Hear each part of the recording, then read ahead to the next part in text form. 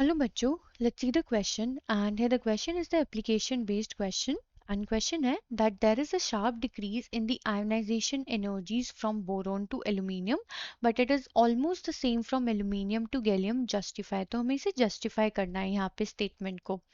तो चलिए बच्चों करते हैं इस क्वेश्चन को and first of all let's see the key concept for this question. तो यहाँ बात हो रही है बच्चों किसकी आयोनाइजेशन एनर्जी की।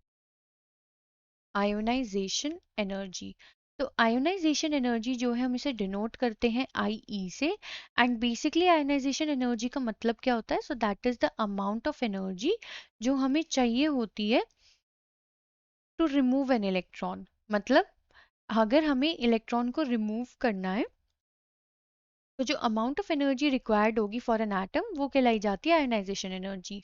एंड ये जो आयोनाइजेशन एनर्जी है बच्चों वो डिपेंड करती है किस पे so that depends on atomic size. ठीक है, अगर हम एटॉमिक साइज को इंक्रीज करते हैं मतलब एटॉमिक साइज अगर बढ़ रहा है तो उसकी आयोनाइजेशन एनर्जी डिक्रीज करती है। ठीक है, एंड अगर एटॉमिक साइज बच्चों यहाँ पे हमारा डिक्रीज करता है डिक्रीजेस तो उसकी आयनाइजेशन एनर्जी क्या करती है इंक्रीज करती है। सिंपल सी बात है बच्चों, एटॉमिक साइज इंक्रीज मतलब कि नंबर ऑफ शेल्स बढ़ गए, force of attraction between the nucleus and outer shell बढ़ गया तो इलेक्ट्रॉन इजीली रिमूव हो जाएगा तो आयनाइजेशन एनर्जी कम है। एटॉमिक साइज में अगर हमारा छोटा है तो नंबर ऑफ शेल्स बहुत पास होता है, अट्रैक्शन ज्यादा होती है between the nucleus and the outer shell तो एनर्जी ज्यादा लगती है इलेक्ट्रॉन को रिमूव करने के लिए जिसकी वजह से आई ज्यादा है। अब हमें यही चीज अप्लाई करनी है फॉर दीज पर्टिकुलर एलिमेंट जो हमें क्वेश्चन में गिवन है।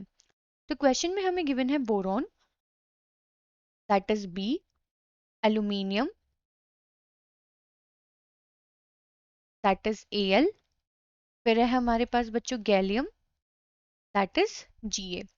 तो अगर हम एक बहुत ऑब्जर्व करें एक चीज को बहुत ध्यान से तो ये हमारे सेम ग्रुप के हैं दैट इज 13th ग्रुप, यानी कि हम कैसे मूव कर रहे हैं यहाँ पे फ्रॉम टॉप टू बॉटम।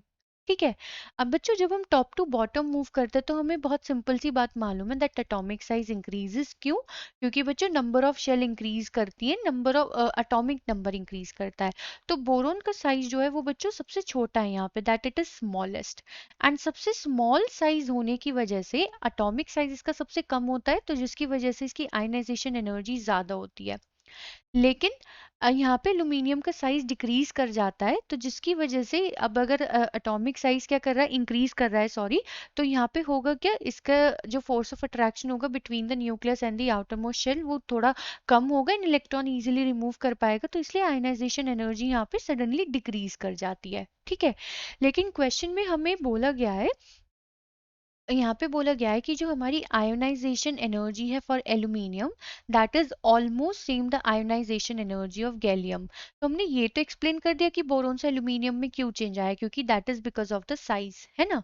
लेकिन ऐसा एल्यूमिनियम और गैलियम में क्यों नहीं हो रहा है जबकि यहाँ पे भी एटॉमिक साइज इंक्रीज करना चाहिए।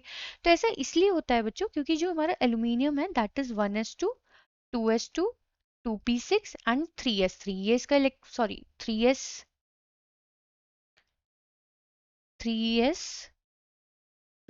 एंड 3p1 होता है इसका। एंड अगर हम गैलियम की बात करें तो हमारा गैलियम का जो इलेक्ट्रॉनिक कॉन्फ़िगरेशन होता है so that is argon 3d10 4s2 and 4p1 होता है। ठीक है, तो अगर हम एल्यूमिनियम में देखें बच्चों इसका साइज तो ऐसे ही रहना चाहिए, यहाँ पे कोई भी ऐसा ऑर्बिटल प्रेजेंट नहीं है लाइक डीएनएफ। लेकिन अगर हम गैलियम की बात करें यहाँ पे कंप्लीटली फिल्ड डी ऑर्बिटल है and completely filled D orbital का मतलब है बच्चों यानी कि जो हमारा ये इनर शेल है ये आउटर शेल को क्या करेगा प्रॉपरली स्क्रीन नहीं कर पाएगा सो that is a poor shielding effect of because of this D orbital. Poor shielding effect की वजह से बच्चों होगा क्या कि जो हमारा फोर्स ऑफ अट्रैक्शन है between the nucleus and the outer shells, ये क्या है हमारी आउटर शेल्स है ना एंड वो इनर शेल है। अब जो इनर शेल है वो आउटर शेल के इलेक्ट्रॉन को स्क्रीन ही नहीं कर पा रही है जिसकी वजह से जो अट्रैक्शन है between the nucleus and the outer shell वो सेम है। तो यहाँ पे क्या होता है बच्चों एटॉमिक साइज उतना वेरी नहीं करता है तो atomic size do not very that much. ठीक है।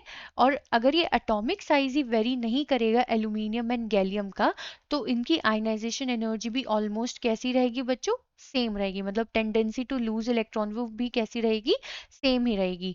तो बच्चों due to D orbital electron यहाँ प्रेजेंट होते हैं जो कि शील्डिंग इफेक्ट शो करते हैं, सो जिसकी वजह से एटॉमिक साइज उतना ज्यादा इंक्रीज नहीं करता है। तो एटॉमिक साइज ऑलमोस्ट सेम रहता है फॉर एल्यूमिनियम एंड गैलियम, जिसकी वजह से इनकी आयनाइजेशन एनर्जी भी सेम होती है। आई होप बच्चों आपको ये क्वेश्चन समझ में आ गया होगा। Thank you.